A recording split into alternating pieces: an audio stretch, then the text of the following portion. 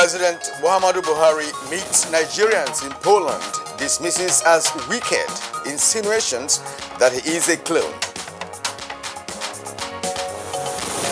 A lot of people hoped that I was dead and hoped I died. And poor Vice President, I understand some people have started, in fact, asking for his office, whether he should consider them for being the Vice President because I was dead.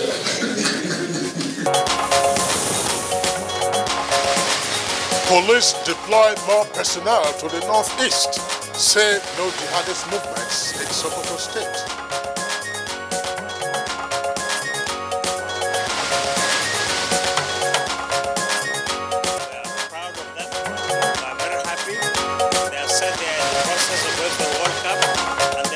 That they are not going to participate in the World Cup, they'll go and bring it back to us again. Victorious Super Falcons return home to a rousing welcome.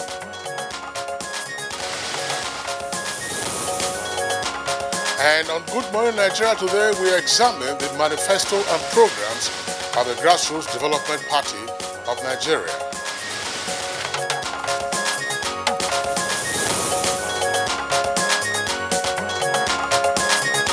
We shall also discuss the triumph of the Super Falcons at the just concluded 11th African Women Cup of Nations.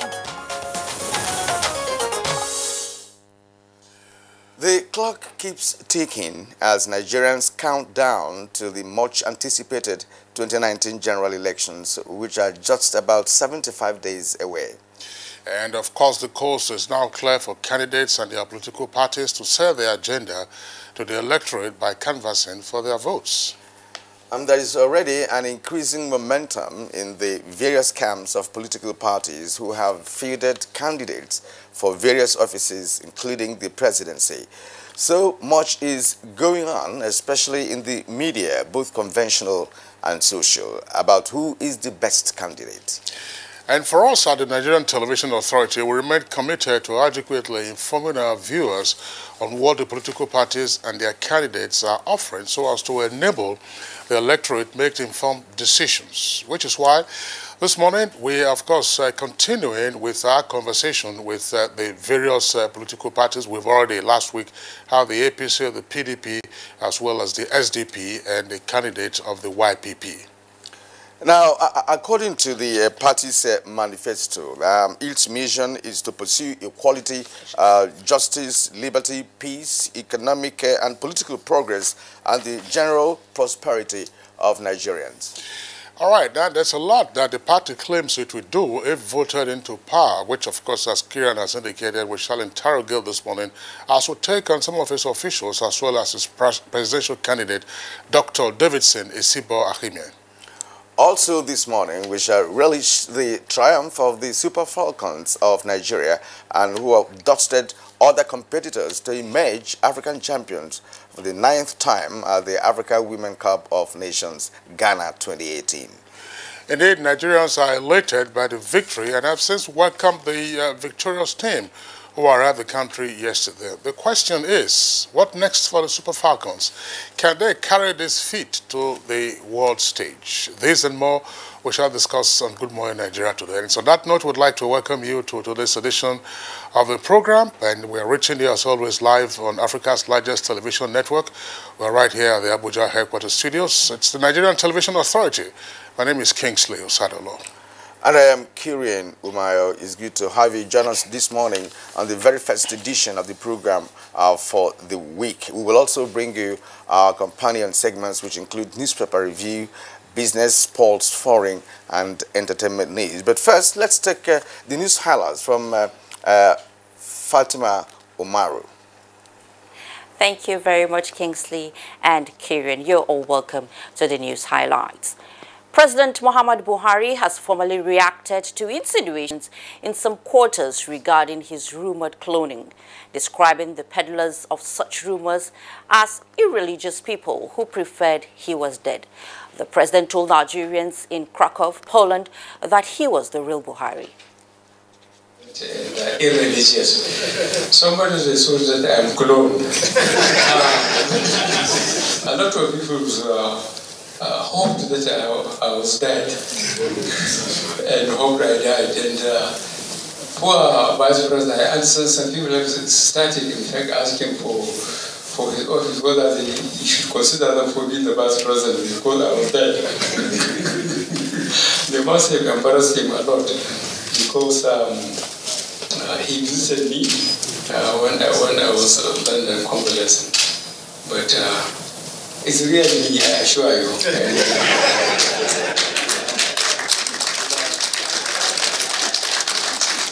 I will soon celebrate my 70th birthday, and I'm still going strong.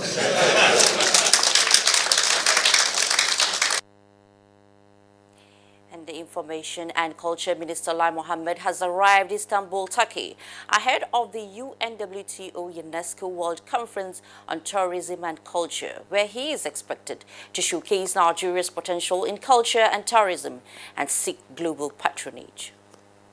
This administration in particular has put a lot of emphasis on tourism because we see it again as another way of diversifying the economy. But you see, the unique thing about tourism is that it not only diversifies the economy, but it's one of the most potent tools of inclusion.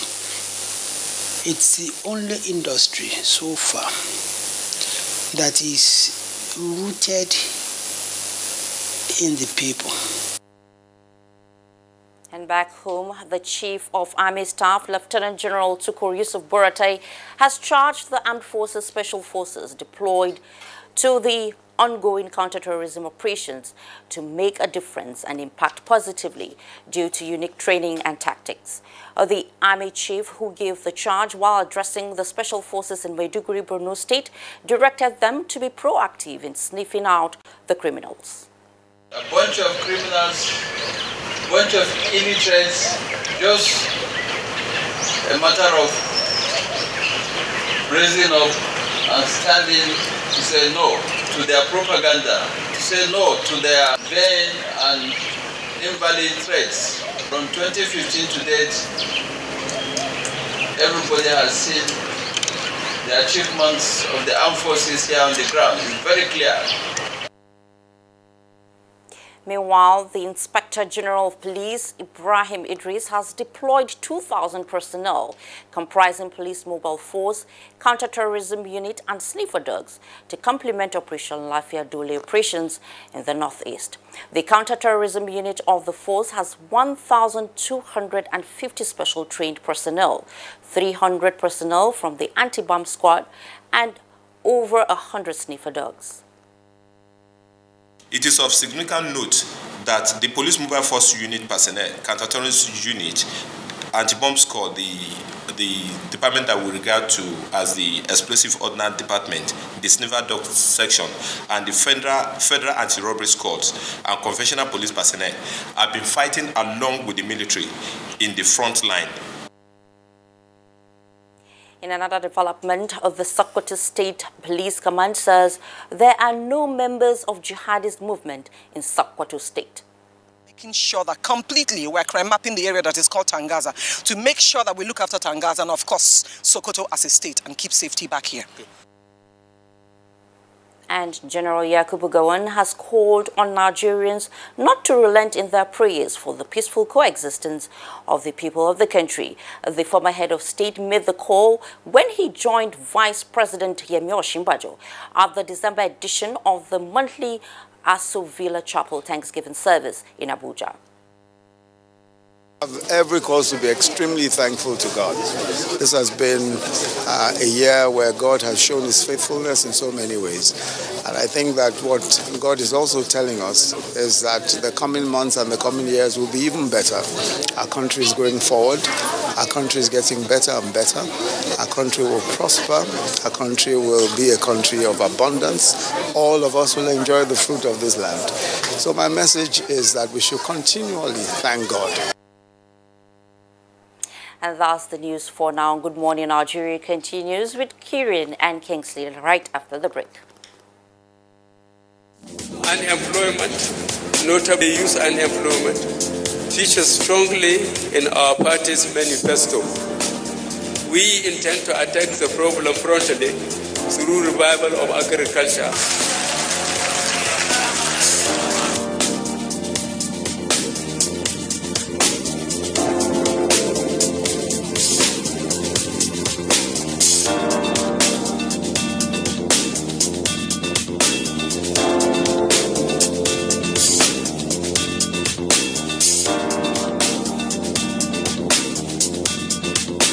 The 30K is going a long way.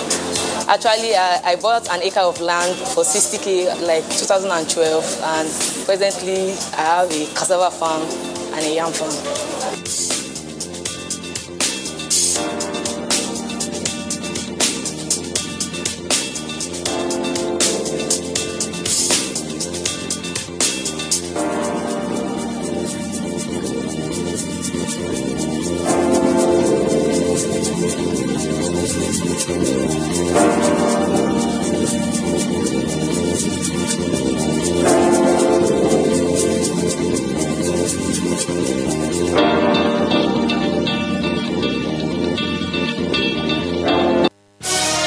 Reorganized, trained, and fully equipped, we are the new improved Nigeria Police Force. We fight crime, we bust syndicates. Whatever the crime, wherever the hideout, the Nigeria Police Force will get you busted. Stop kidnapping, armed robbery, murder, pipeline vandalism, and other criminal activities. Be productive. Be security conscious. Join the police force to secure your life and property. This message is from the Nigeria Police Force Public Relations Department. What's up? His friends didn't come. Hey, let's practice. But you're going out. Don't worry about me. Nothing satisfies a mother more than seeing a child grow up. But I know as he sweats, he'll face the risk of germs which can cause skin irritation. That's why you need the new best ever Dettol Cool. Its new advanced formulation with extra menthol protects from up to 100 illness-causing germs and gives your family icy cool freshness. Growing up needs Dettol protection. I am Barrister Bola Kale Yusuf, the Baale of Odesadu. I like to use this opportunity to thank the federal government, especially apart from all other novel programs that has reached the grassroots people. I want to thank them for the National Household Cash Transfer Scheme. For the first time, probably in the political history of Nigeria, it has never happened that people who are in hamlet, I'm talking about Manda, Salanga, Lasaki, Ajegunle, Ajia, Elemere, all these are inner villages that ordinarily government policy don't ever get to them, not to talk of a direct intervention in their financial well-being. I commend this project and I wish that it goes on because it is touching the people that actually need government attention.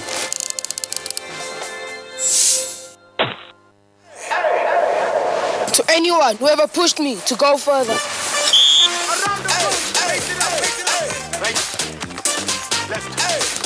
Come on, one more. To anyone who ever gave me a hand up. To anyone who ever taught me anything I ever learned.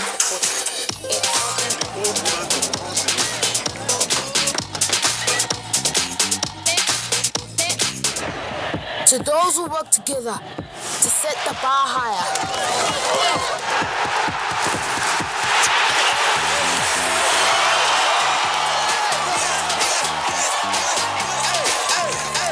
To those who give me the energy to go further. This is my team, and my team makes me.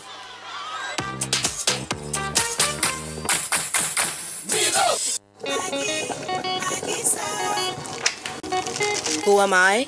I'm a caregiver, a slayer, Gifted, a boss lady, a foodie. I am the chief quality inspector and chief organizer. And when I'm cooking with my Maggie Star, I become a kitchen grand master. Every day, you choose to make the difference. That's why you choose Maggie Star, made from natural soya beans and other carefully selected ingredients to help you cook the difference. I am the Chief Enjoyment Officer, and I'm the magnet that brings my family together. Need I say more? But best of all, I love what I do. With Maggie, cook the difference. It's okay, I'm okay. What happened? It's just a little scratch, Mom. How can I play with bigger boys if I'm afraid of little scratches, right? What comforts a mother most is to see her child growing up. Then I'll go. Of course. But I know that as he learns to be brave, he'll face even more germs and the risk of infection. That's why you need Dettol protection, because Dettol protects from up to 100 illness-causing germs. Growing up needs Dettol protection. And the program is Good Morning Nigeria, and we thank you for keeping it here with us. Now to business. Trade ministers of the ECOWAS region reiterate commitment to increase intra-African trade within to 46.5%. These and more on business news with Chimaobi Watanaji. Trade ministers of the ECOWAS region has risen from the 9th West African Monetary Zone Trade Ministers meeting with a resolve to increase intra-African trade within the region to about 46.5% to further deepen trade relations among member states. This was included in the summary of the report presented at the 5th meeting of the Technical Committee of West African Monetary Zone. Other issues that resonated at the meeting include ways to fast-track the single currency drive within the region and improving infrastructure for trade facilitation. One of the key challenges we find today is that as countries in the West African area, the reality is that we trade more with people that are thousands of kilometers away from us than with ourselves. And to do that, there are various things that we must do, policies we must adopt, remove barriers to our trading issues. The idea is to make sure that we come together as a region, identify those things that can make us more involved in international trade. Infrastructure. In our own country, particularly Sierra Leone, we realize that we link to two neighboring countries, that is Guinea and Liberia, and our main mode of transportation is by road. And as a nation, as a country, we're now doing our international highway.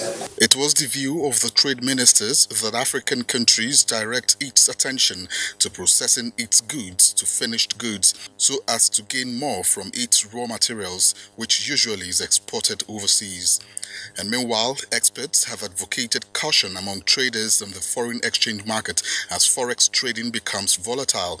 They reiterated the need for traders in the financial market to approach it with knowledge so as to gain maximum satisfaction. So currencies have been quite volatile, but unlike stocks, for example, in which you can make money only when the stocks rise, unless you use derivatives, but this is quite complex kind of approach.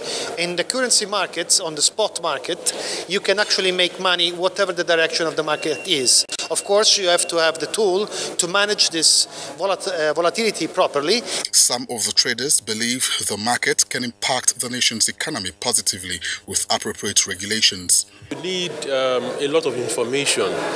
You need a lot of skills. You need a lot of fundamental analysis. And now to the Nigerian Stock Exchange. A total turnover of 1.199 billion shares worth 14.277 billion naira in 15,841 deals were traded this week by investors on the floor of the exchange, in contrast to a total of 1.282 billion shares valued at 23.142 billion naira that exchanged hands last week in 11,467 deals. The financial services industry led the activity chart with 963.315 million shares, valued at 7.536 billion naira, traded in 8,871 deals, thereby contributing 80.38% to the total equity turnover volume and value respectively. With Business News, I'm Chimobi Walter Naji. Thank you very much there, Walter Chimobi Walter Naji rather, for the business package on Good Morning Nigeria. Next for us now, we'll take a look at the front pages of some of today's newspapers that we have with us.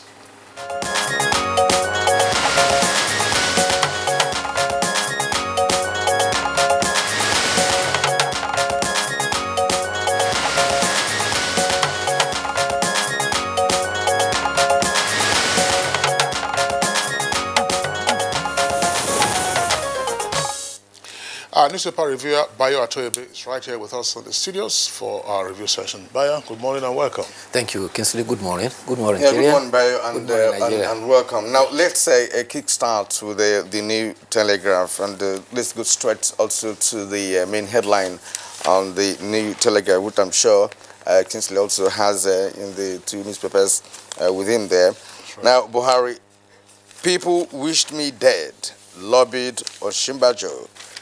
Says, I am real, not cloned. President will celebrate 76th birthday. Okay, yeah, you have, I think you have other riders there. Yeah, the riders are not connected to the... Okay, fantastic. Well, let me just take the other headlines too from the Daily Trust newspaper on the same subject matter. It's the lead story and it's also the lead for Daily Independent. For the Daily Trust, it says, it's ignorant and irreligious to say I'm cloned. That's according to President Buhari. And then the photograph on the front page there of the paper shows the president addressing some Nigerians in the diaspora that took place in Krakow in Poland yesterday.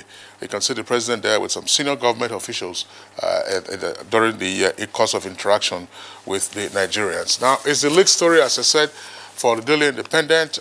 I'm not dead, and I'm not Jibril from Sudan. That's according to President Buhari, and the photograph is also illustrating it there, showing the president and Minister of Foreign Affairs and other government officials during the interaction with Nigerians in Poland. Bayo, let's begin with that story before we take others. Exactly, and to actually add something before Bayo steps in, it was reported this morning at one of the radio stations that operate in Abuja that the issue of the president being cloned has been transmitted 500,000 times on the social media. Yes, it was a lie that was started on September 3rd on a platform that says at Sam Eze. And it got caught on like wildfire. Well, for nothing, because this is political error and any falsity will catch on. And the president has said that, well, he told Nigerians in Krakow, Poland, where he's attending a conference, that he is the real Buhari that the world has known. And he simply said people were hoping that he would die when he was ill. And he said he will soon celebrate his 76th birthday, and he's still strong. He complained that, however, that he seems to have so many grandchildren. However, talking seriously about this, in politics, people seem to peddle any false claim, and strangely in our nation, it tends to catch on. Even Molly, the sheep that was cloned, it was only a baby sheep. It's required to grow to maturity before it can come very close to its mother. Even then, it was not known to have inherited the idiosyncrasies of the mother. But come to think of it, even a scientist, a professor of genetics, had put out the scientific explanation to say that it is not possible to clone a person. If you have to do that, you need to obtain what he described as some topotenic cells, and it will undergo some development to produce a fetus. And even then, that fetus, that baby, will have to grow to age 75 before he can stand in the stead of the person he's supposed to have been the clone of. But to keep the lie alive, do you know what they did on social media? They published of the photograph of the president writing, but they published it on the reverse side. And so they showed him writing with the left and say, when you are president, suddenly start writing with the left, what do you think? So the people who are carrying it out create an impression that by repeating a lie several times, it will become a truth. And those who have accepted it, unfortunately, have had their minds cloned. Yeah. And shortly before we started this program, Kingsley and I, we were discussing the issue of the right word that they should have put out in the first place. That cloning should have been the right word. Kingsley has... That's right, that's right. I think that it is important to actually lay this to rest, and it's significant that the president himself has addressed the issue. But it is not cloning. It's the question of a body double. Yes, the geneticists who were talking about cloning, I believe, got it wrong.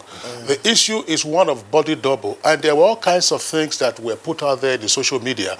You recall, there was one photograph that showed that in 2015, President Buhari was taller than Saraki. In 2018, Saraki is now taller than the president.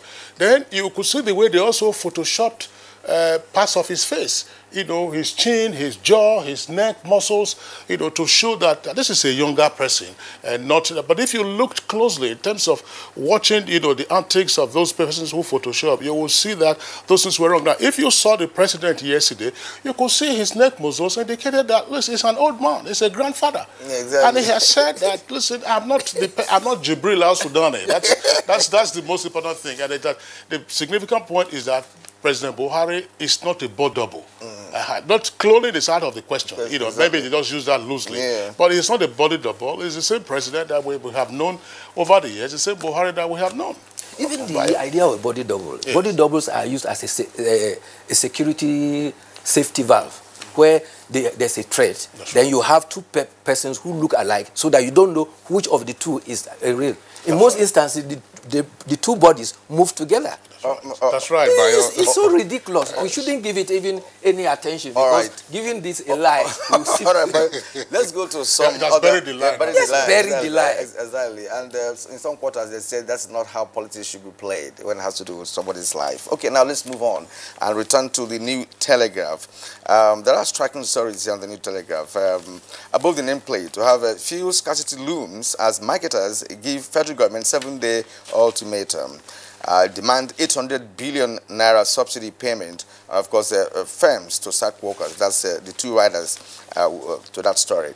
Now, below the nameplate of the New Telegraph, we have other stories. Federal government yet to release $1 billion to fight Boko Haram, says the army. The details on page 8.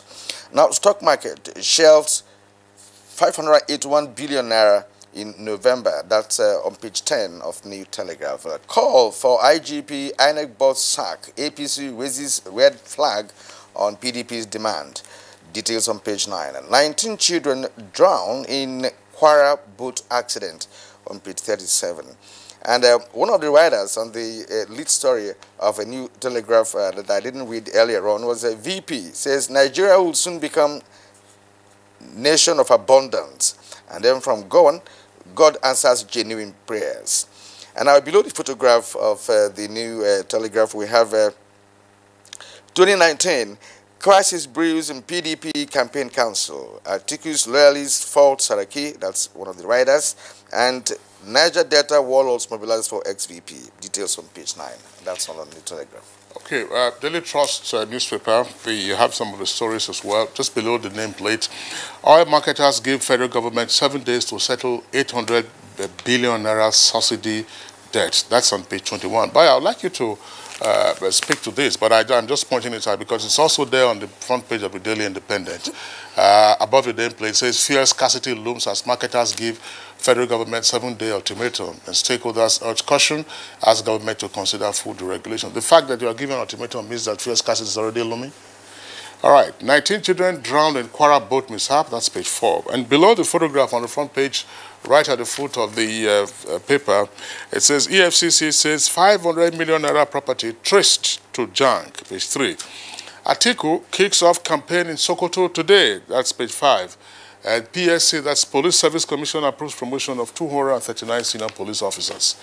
Very quickly, too, back again to the Daily Independent newspaper.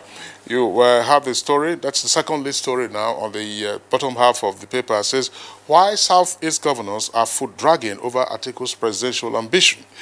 With a rider, I'm leading Atiku's campaign in South-South. That's according to Governor Wike of Rivers. And other headlines from there, Boko Haram, military weakened by lack of coordination.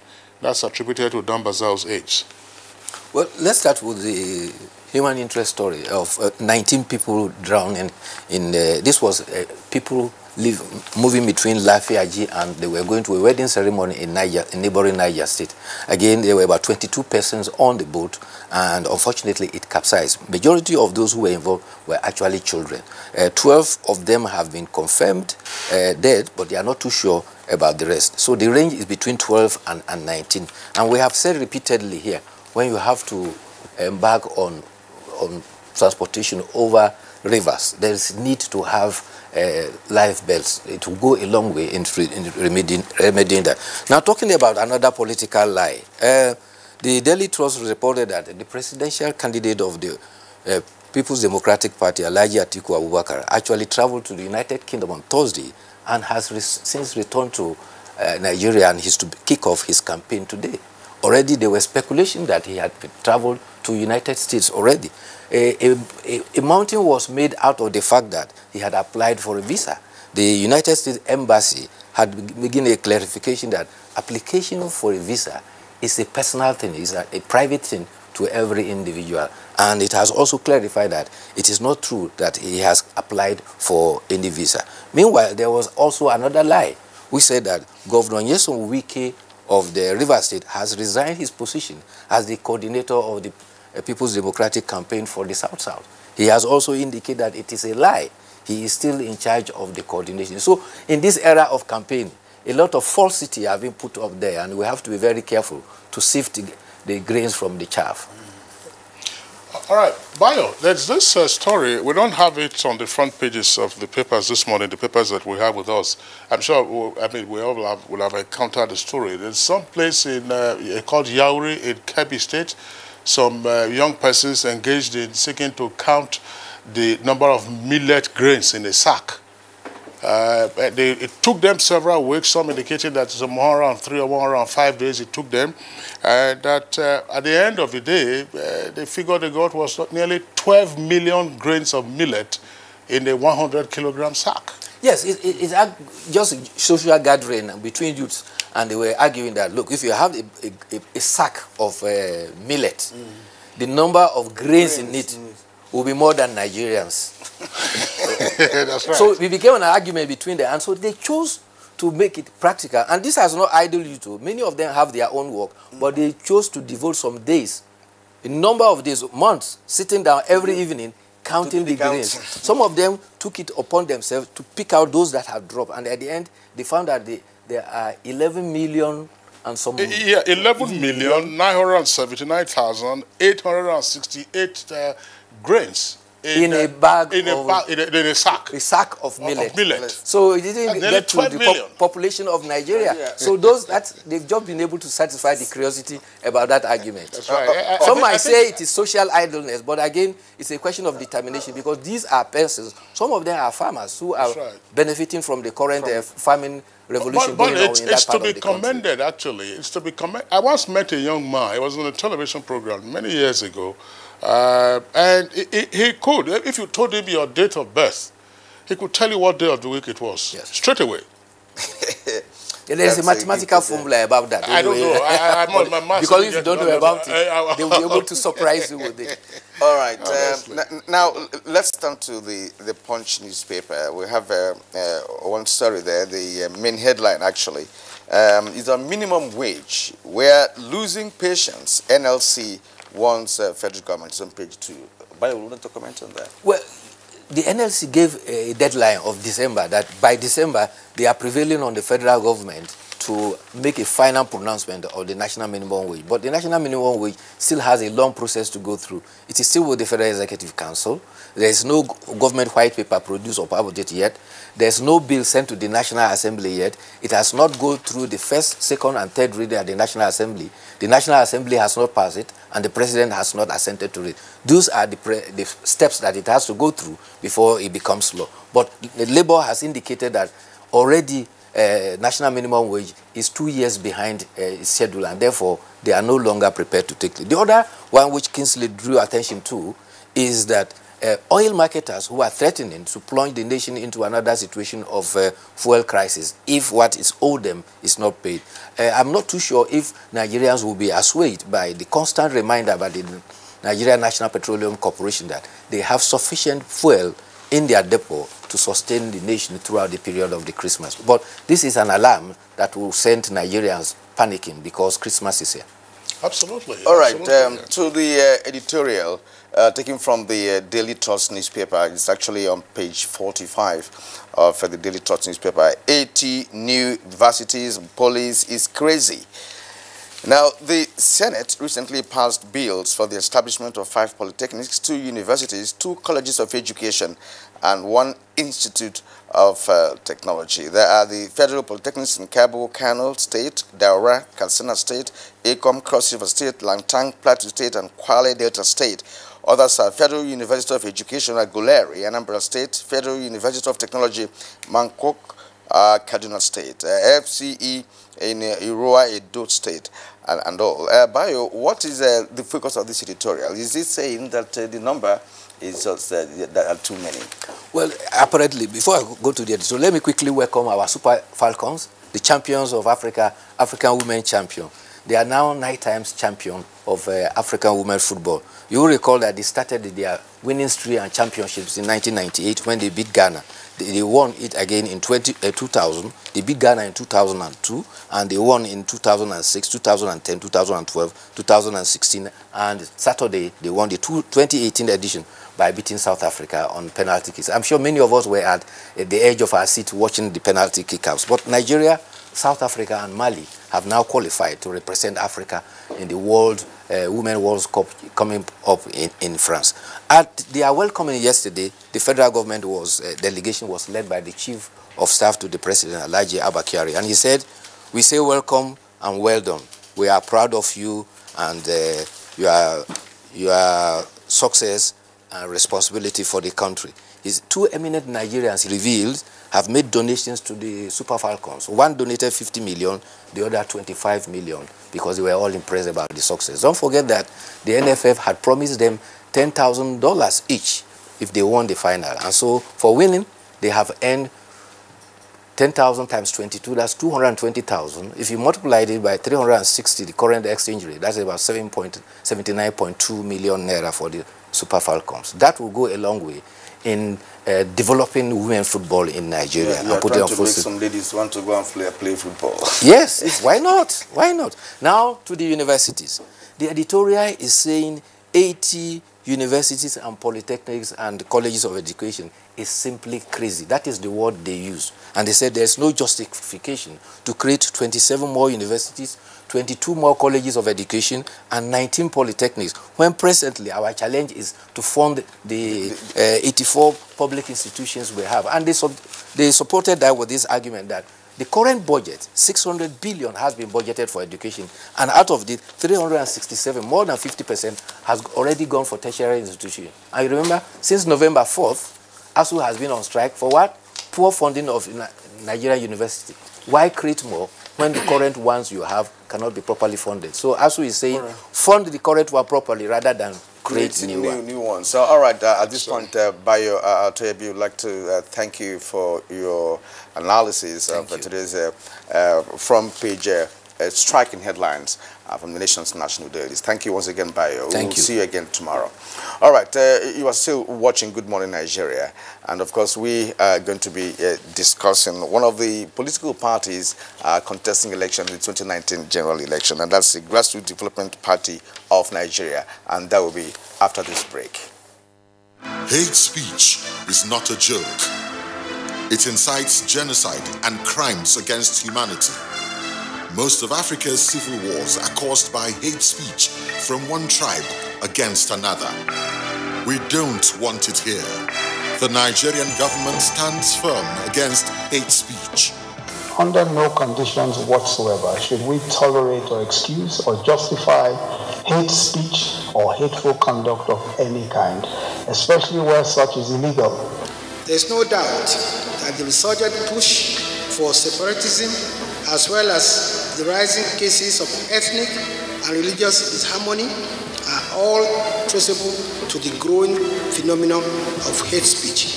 One nation bound in freedom, peace and unity. Nigeria, one nation, one people. This is a public service announcement brought to you by NTA. What's up? His friends didn't come. Hey, let's practice. But you're going out. Don't worry about me.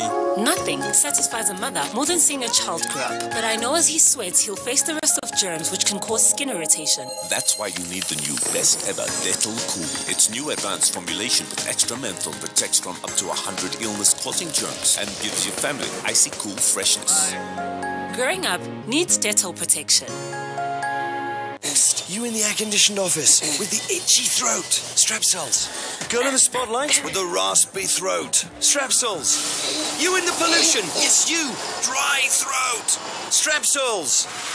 Hello in the downpour with the scratchy throat. Take Strepsils. Strepsils, with its soothing medicinal ingredients, will heal the harm done to your throat from external factors. Strepsils. Strepsils.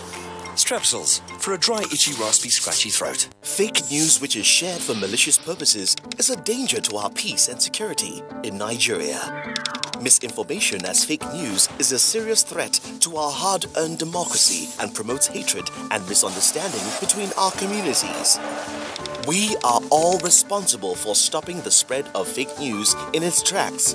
So, always check the source and credibility of any news item. Say no to fake news. This message is brought to you by the Federal Ministry of Information.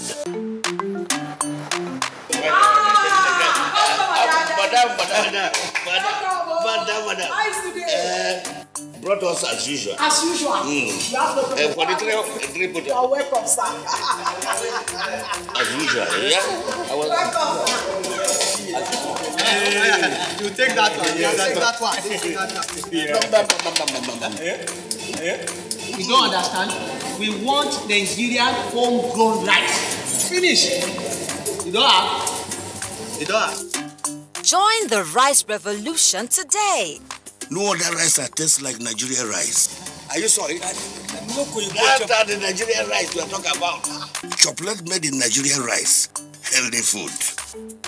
I'm going to bring Mrs. Mom to come to chocolate rice of made in Nigeria here. And see how it are made. Correct. How they are cook it. Correct.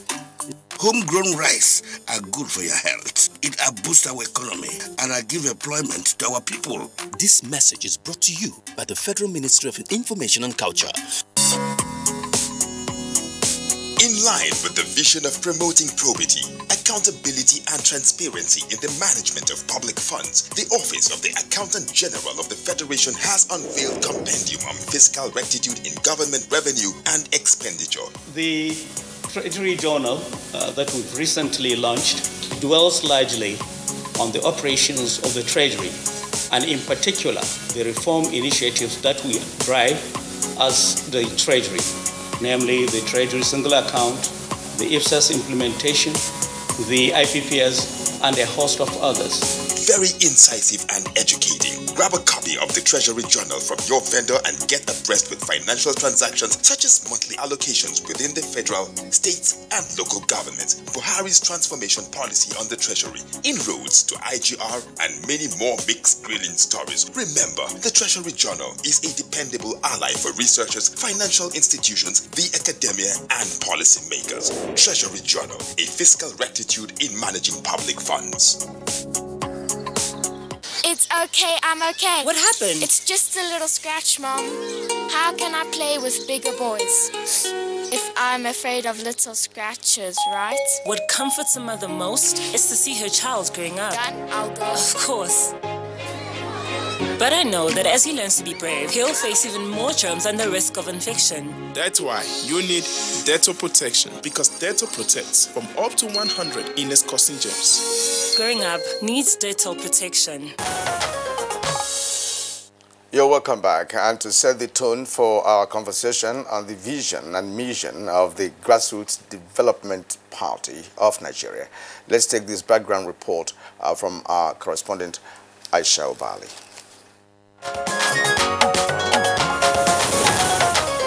In the last few editions, Good Morning Nigeria has been looking at various parties and their manifestos. as they get deeper into campaigning for political offices in the forthcoming general elections. The program this morning focuses on the Grassroots Democratic Party of Nigeria, GDPN, whose vision, it says, is to pursue policy of equality, unity, justice and liberty, progress, and above all, the prosperity of every Nigerian. The party held its national convention in September in Abuja, where Davidson Osibo emerged as its presidential candidate. Among other things, the GDPN believes that oil and other natural resources alone cannot take the country to the promised land without prudent resource management, modesty, and good stewardship. It therefore intends to focus on revitalizing key sectors such as education, agriculture, tourism, information and communication, housing, trade, and industry, and social welfare.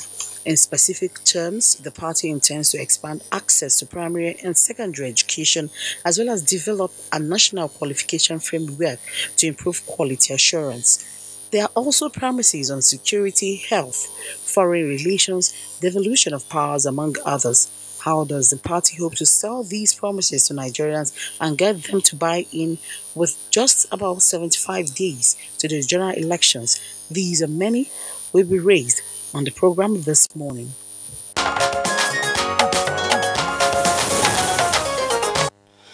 Thank you very much, Aisha Bali, for the background report. Joining us now in the studios to discuss the prospects of the Grassroots Development Party of Nigeria is the presidential candidate of the party, and he is Dr. Davidson Isibo Ahimian.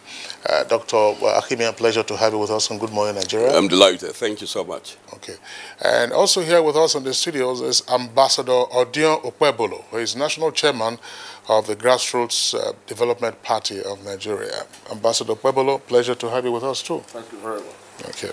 And let's also welcome Barrister Yewa Abubakar, National Publicity Secretary of the GDP, and that's a Grassroots Development Party of Nigeria.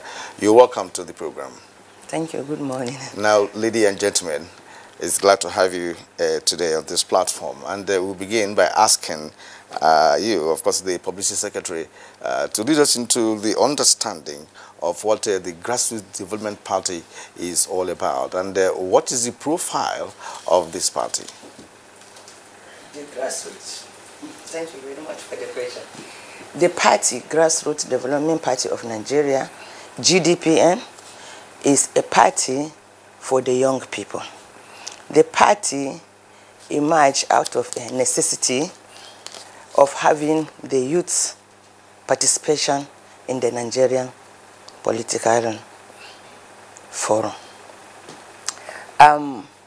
The party generally, Grassroots Development Party of Nigeria, has a participation of the youth 35%.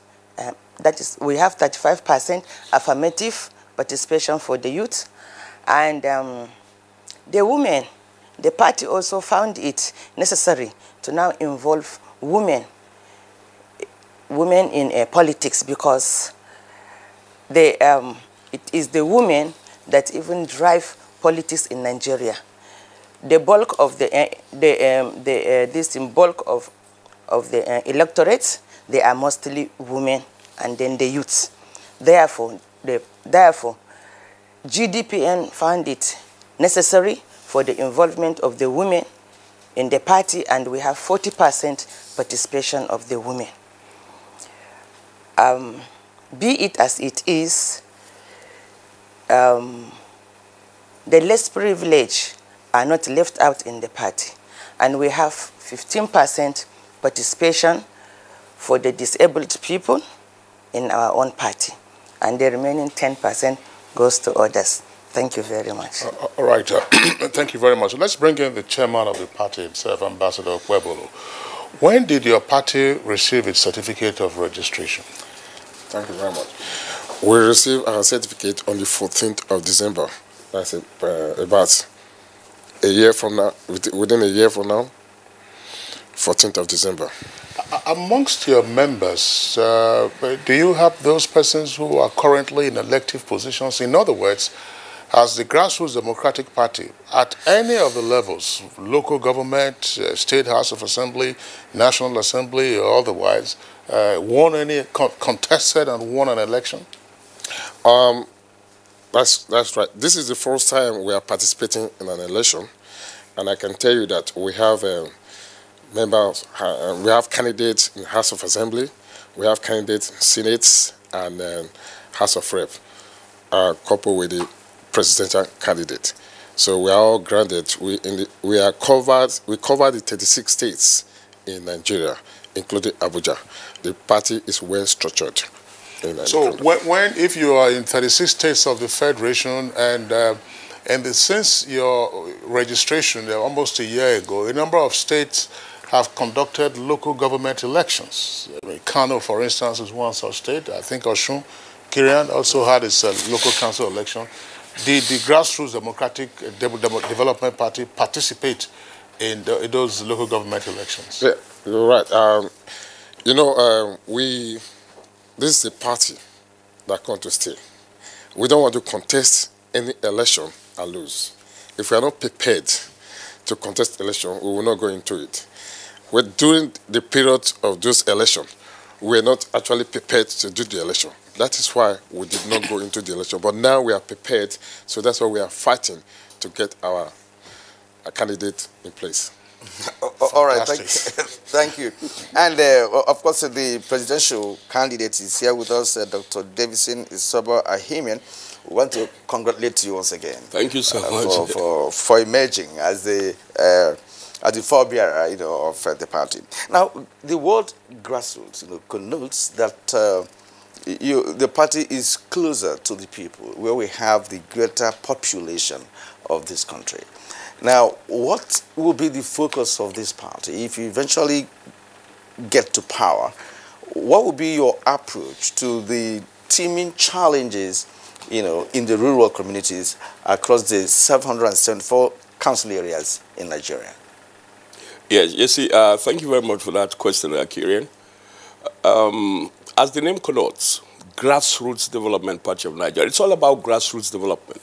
If you look at the history of political parties in Nigeria, and you do a study, you'll find that most of the political parties we've had over the years are elitist in nature.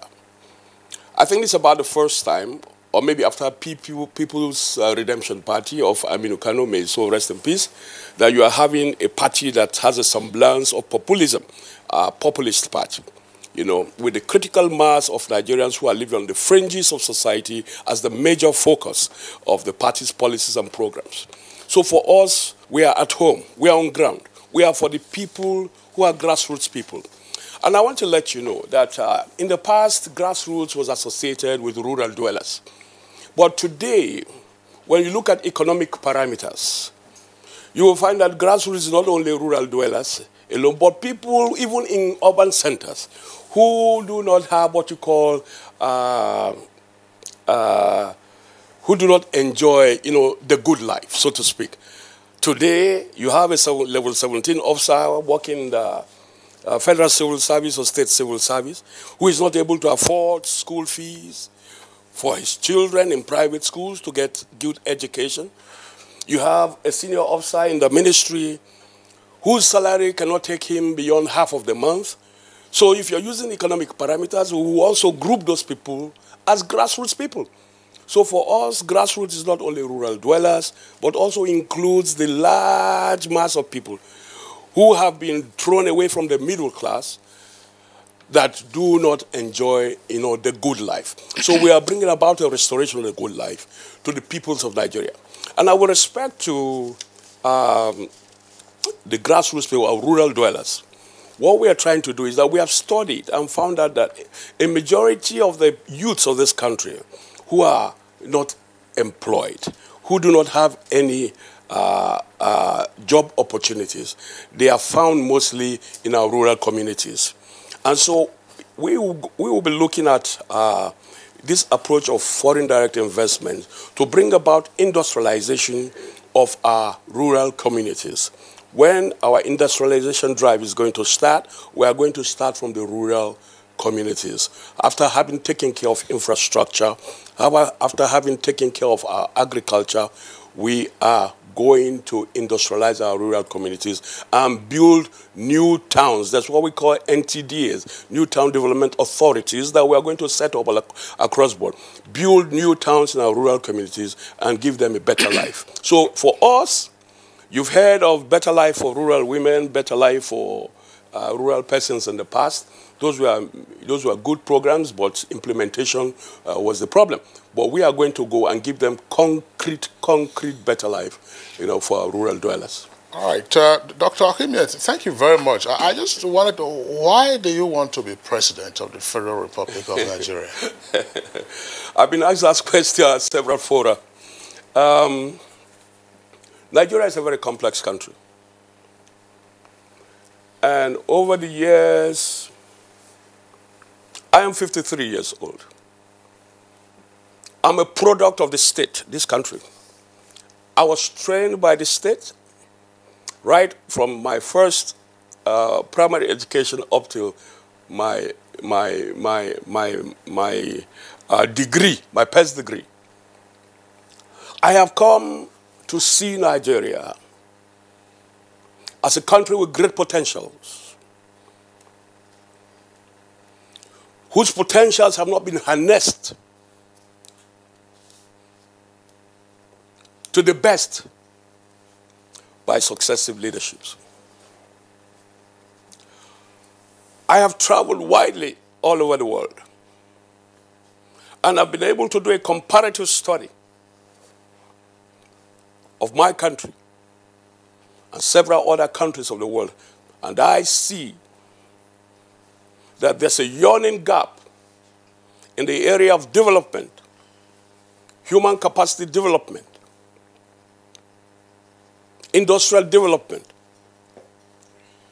of my country and countries that you want to compare with it, countries that obtained independence almost at the same time as us, or just a little before us, countries like India, countries like Malaysia, countries like Singapore.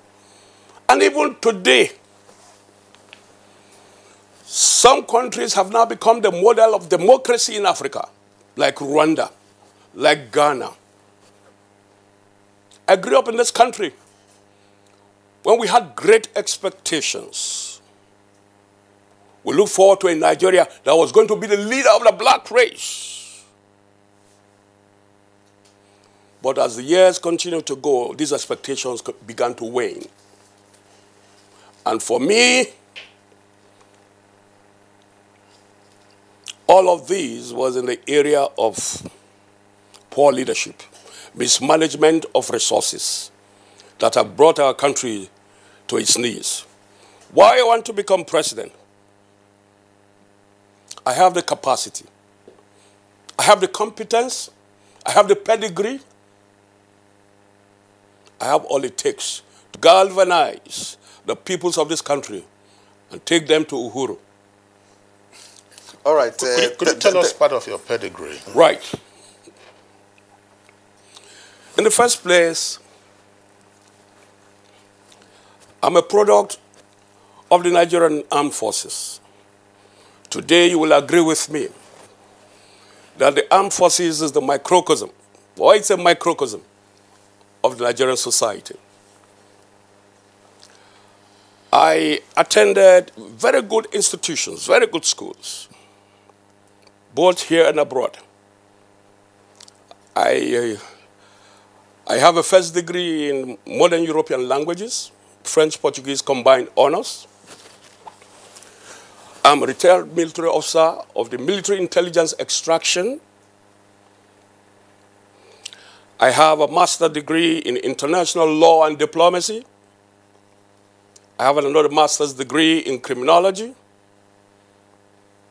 I am at the final stages of my PhD in political science with emphasis on peace and conflict resolution. I am the president of the Association of Licensed Private Security Practitioners of Nigeria, for that's my TOF.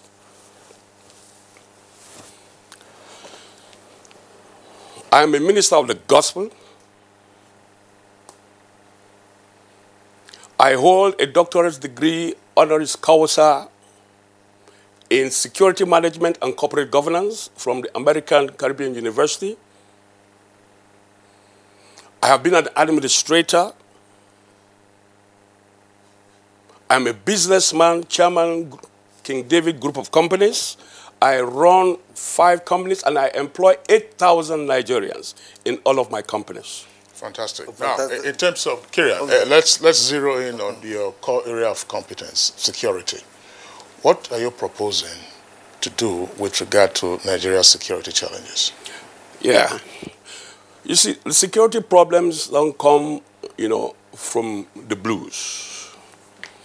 There are always fundamental and foundational causes of security problems. And if you look at our country, Nigeria, our security problems have always been approached from the point of view of combative measures. There's a need to study why we are having the problems that we're having, from terrorism right down to armed robbery and kidnappings. Do a proper study of this. And taking it seriously, you will see that it's a fallout of the economy. The poor state of our economy. When people are unemployed, when there's a yawning gap between the rich and the poor, when there's no development of human capacity, when there's a disconnect between government and people, you're bound to have these security problems. So what am I talking about? I'm giving you causative factors, thereby providing solutions. Now, there's also the issue of the pluralism of our country. Nigeria is a very complex country. So it's important to understand the composition of the country, its peoples and cultures, the expectations of different groups, for you to be able to govern this country in a manner that there will be fairness and justice for all. Injustice is one of the major problems with governance in this country.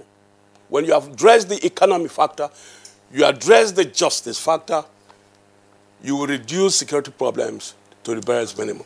All right. Thank you, the presidential candidate of the Grassroots Development Party of Nigeria. You've really come a long way, and you have outlined what you think should be done if Nigeria is actually handed over to you by way of voting you into power as president of this country. Well, in the course of the program, we'll also get into the nitty-gritty of how you intend to practicalize some of the things you have enumerated. For now, let's go to Ambassador Odion Obebolo, who is, of course, the national chairman of the EDPN. Let me ask you this question. What is for your followership? What does it look like? Do you really have the kind of followership that will identify with your name, which is a Grassroots Development Party? Yeah, thank you very much.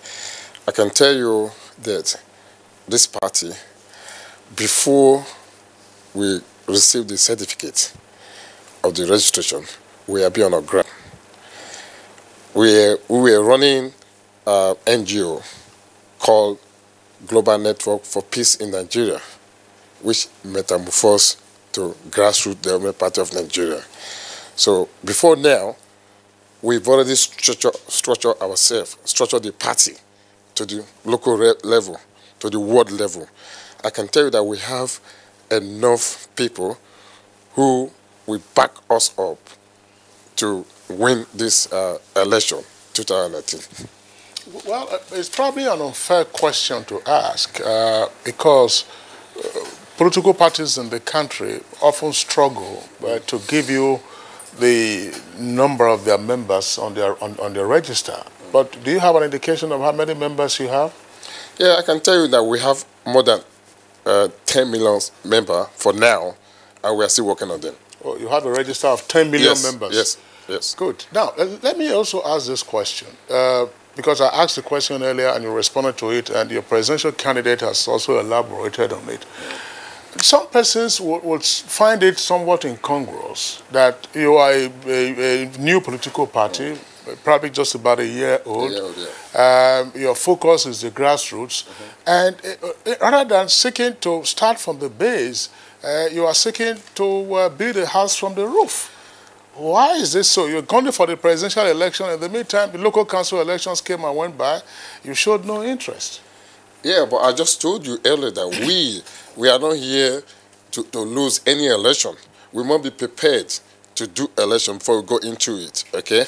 And I can tell you that we are preparing for this general election. So we've already structured ourselves for this general election. We don't want to go into election and fail. Let me give you one election that we went for in Osun State. I can tell you that we went for Osun State in the governorship election. We came out 7th. Out of 48, we came out 7th. How many votes did you get? I don't want to say that. Okay. I don't want to say that, but no, I don't want to say that. But at least we came out 7th. 7 is a figure, but what is it? The most important thing is that out of 48, that you took a 7th position. It's a pass mark. Yes, it's a pass mark. Okay. It's a pass mark. Now, what was the distance between? That is why. No, that's another matter altogether. Okay. Barrister Yawa. Exactly. Barrister Yawa Abubakar, you are the National Publicity Secretary of the party. And of course, you spoke earlier on about how you are galvanizing women and the youth, to give the support the party needs to, of course, scale up its participation in politics in Nigeria. Now, what is the guarantee that you have that followership from the women folk and the youth? What are you doing, to galvanize this section of Nigerians to support the party? Yeah, thank you for that question. We have been doing a lot. From the grassroots, we have been holding meetings with the women, and they have been coming out for our calls, because there is one thing now. The country, they are in need of a different party with different ideology. And they want somebody that is different. In a nutshell, they want a different face in our own political system now. Because they are tired of seeing one face and hearing the same thing. So, for us to now come out, especially, this is the first in the history of this country for any political party to give women 40% participation. Not even the Belgian conference, they did not give them that. Belgian conference, I think, gave 30–35%. So they are happy that they are being considered as the drivers of the political system in the country. So, and our party, we are educating them. We are not just, we are doing something different. We go, we go to the rooters. We meet them there at the grassroots. We parley with them one-on-one, and they are happy, because do you know one thing? They have that sense of belonging. What Nigerians want actually is for them to even belong. All these grassroots people, we now found out that they are the voters. They determine who will be there, but they have been neglected. Therefore, our own party, the grassroots, as the name suggests, we are showing them that they are the most important in the in our own political setting, and that we need them. There is nothing we can do without them. And we go to them, we discuss with them, they tell us their own problems. All right, Yawa Abubakar, thank you very much. Let's bring in again the presidential candidate of the party, that's Davidson Ahimie. I mean, it's often said that ambitions are free, and that, of course, the field will determine what the outcome would be. We've had the cost to, we've had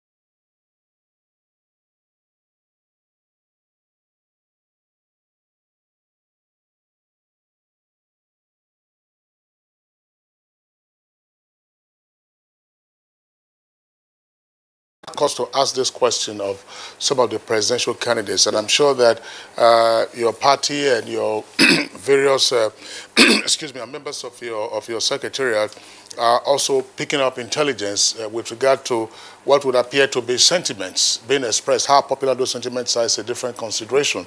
Oh, that the 2019 general elections, particularly presidential election, will be a two-horse race. They said, oh, you know, two persons who are from the same ethnic stock, from the same religious group, from the same geographical part of the country, and therefore others would seem to be outsiders. Would you consider yourself to be an outsider or a serious candidate? Absolutely not. Absolutely not. In this election, there are pretenders and there are contenders. I am a contender extraordinaire in this 2019 presidential election.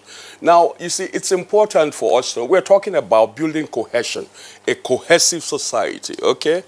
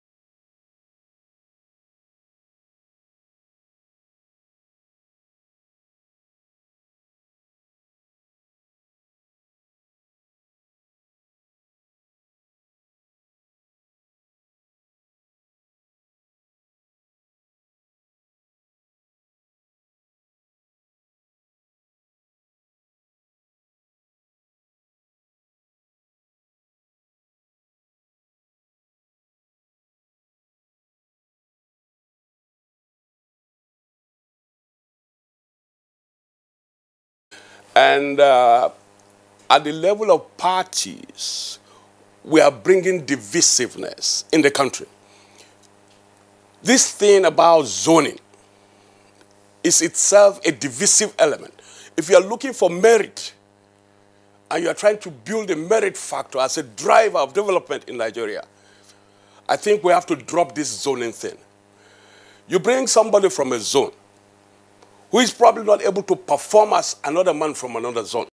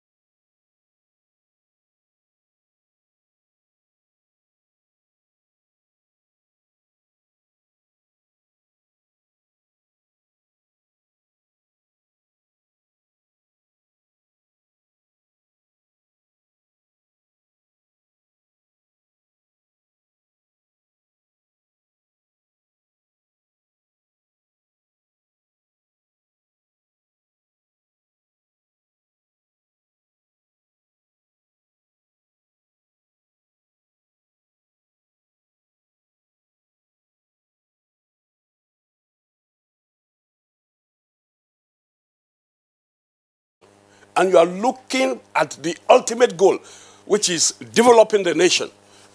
And you are killing development at the altar of zoning. I am a Nigerian. I believe in Nigeria like any other presidential candidate. And I'm out there to compete for the presidency of my country, irrespective of what zone I come from. I'm as Nigerian as any other person. So we have to begin to look at Nigeria from the point of view of Nigeria and not from the point of view of region, ethnic group, and the rest. We have to drop this thing called ethnicity.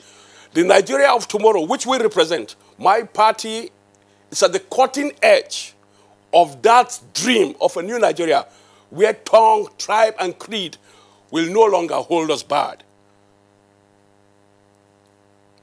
And we will move as one great country. We can only build a great country when we have this perspective. Okay, well taken. Let me ask you this. Let us, because I was thinking towards also looking at the manifesto of the party. That's right. Looking at how the party intends to tackle the major developmental challenges in the country. We have issues with education. We, of course, we've spoken on it, on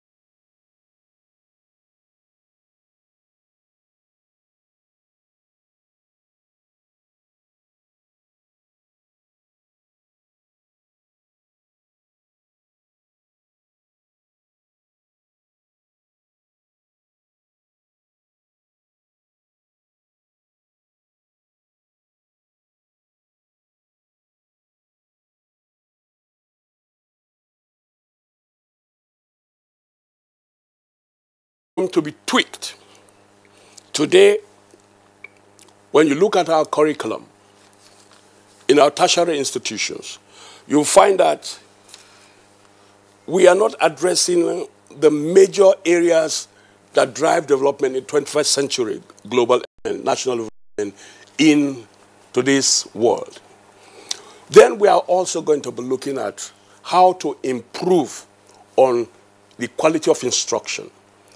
What happened in Kaduna State, where tests were set for teachers, and most of the teachers could not even pass the test that they set for their students, was a disgrace, a national disgrace. However, it was a revelation. It was a revelation of how we have decayed as far as our education was concerned. So we are going to be looking at training and retraining of teachers. evaluation and re-evaluation of the teaching staff. There's a decay not only of instruction, but also of infrastructure. So we are going to be looking at our universities and see how to restore them to past glory. A major issue that has arisen with regard to education, particularly at the tertiary level, is funding. How do you intend to address this? Yes, you see, I'll give you some. I'll give you an example. Because it's such a critical aspect of national development, you know, government cannot do everything. So one of the innovative ways that we are going to fund education is that we are going to cooperate with the private sector. We are going to do a lot of PPP in the education sector because it requires great funding. Then going beyond that, we are going to ensure that universities are self-sustaining. They run the institutions as a business in order to generate what you call internal revenue on their own, to help government subventions, to meet the standards that we expect. So we have mapped out all of these intervention strategies, you know, to bring our education back on board. We are also looking at our vocational institutes. It's not compulsory that everybody must go to the university. Not everybody is wired for a degree, but there are people that have competencies and potentials in the skills, you know, mini-skills area that can also contribute their quota to national development and even earn a very good livelihood. All right, I'm wondering, let's pause here in the meantime and bring in again the party chairman, that's Ambassador Kwebulu. What is the disposition of your party towards local governments in Nigeria? We have several local governments. 74. Sorry, 774 local governments in the country. And I can tell you that all the local governments, we have structure there. No, I'm talking about the governance. The governance. Yes, the governance of the local governments, because, I mean, the word outside is that local governments would appear to have failed woefully, especially since 1999. Local governments have been emasculated by the state governments, and there's a call for autonomy. That's why I say, what is the disposition? Yeah. I mean, you know, for if the governors are still conducting the local government election today, I don't think we will have good governance in the local government, which what they have been doing. And they impose people as the chairman and the councillor. I can tell you of my state, Edo State. The last local government election was just imposed. They just imposed all the chairman and all the councillor. So in that case, there's no governor there. That is why you see the development is lost in the local government. How would your party address the system? How we will address it? We will make sure that the local government election must be conducted free and fair, and also the ANEC should take the local government election on board, not to give them to the state. So that's the problem we are having, and we have been talking about that in our meeting with ANEC. We have been talking about that the ANEC should pick it up, not to give it up to the state, because the state, they are frauding the local government system. So you are advocating that state electoral commissions should be disbanded? Yes, should be disbanded, because they are not doing the right thing. But that will require constitutional amendment. Yes, that will require constitutional amendment. So that's what we have been agitating to ANEC.